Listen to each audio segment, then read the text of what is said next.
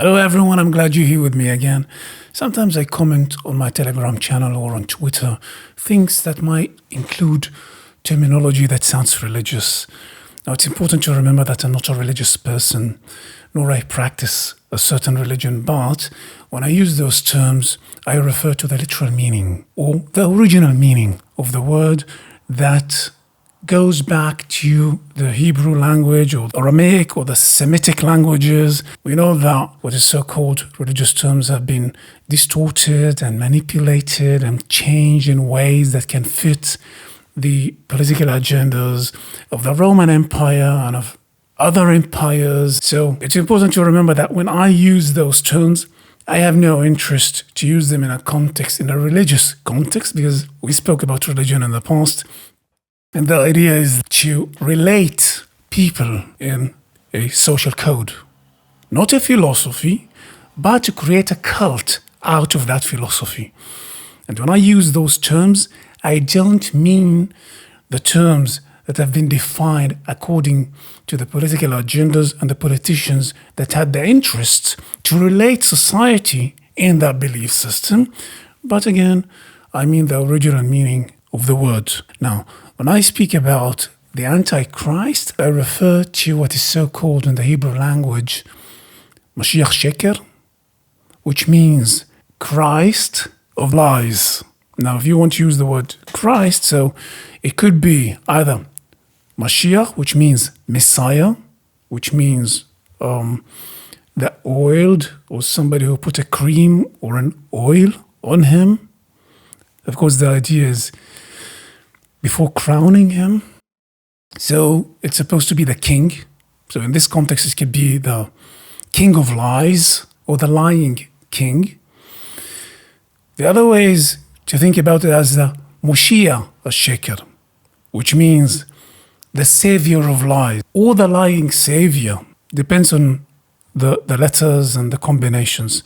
Moshiach, it's from the same letters that make the word Yoshua. Moshiach Sheker, the savior of lies or the lying savior.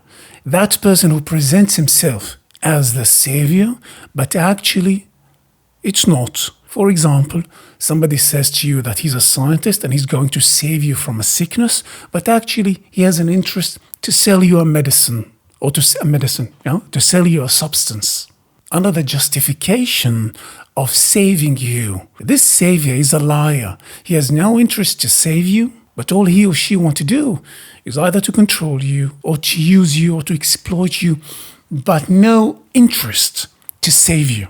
So the Christ / crown / corona / whatever you want to call it can be a lie or a truth. And it also has an origin in the Arabic language, which is Al-Masih al-Dajjal, which means the charlatan Messiah. Why this philosophy is important? Because I'm not talking about religions here, but about a social phenomenon. And we have always witnessed that, especially in our days now. We've already known that a long time ago, but some people start to open their eyes only recently in 2020 or 2021.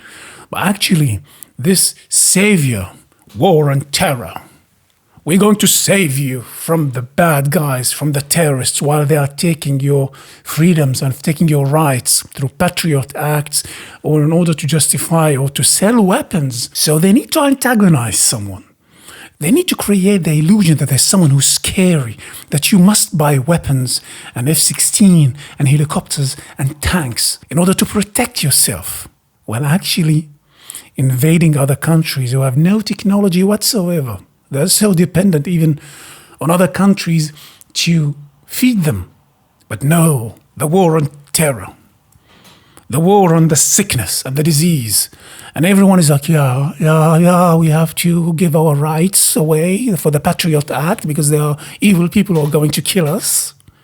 So every time they present themselves as the saviors, they want to enslave you. That's it.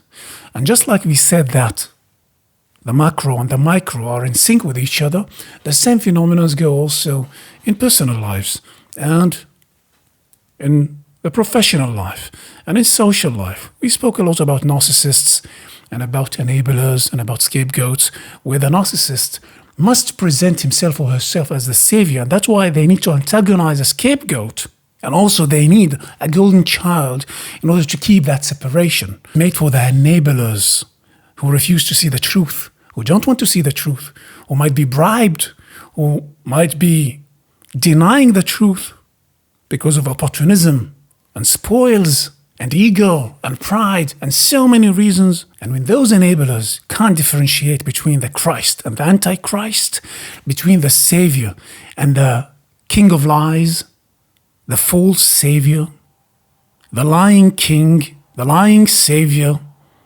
if they don't see the difference between both, they're going to get enslaved. So if one wants their salvation, one needs to see the truth. One needs to see the difference between the truth and the lies, especially by those who present themselves as the truth, while they are the ultimate lie. So when I use those religious terms, I'm referring to a philosophy, to a social phenomenon, not to a concept that relates society. I hope I could shed some light on this. Thank you everyone for staying with me. I'm Shredy Jabarin. Ciao.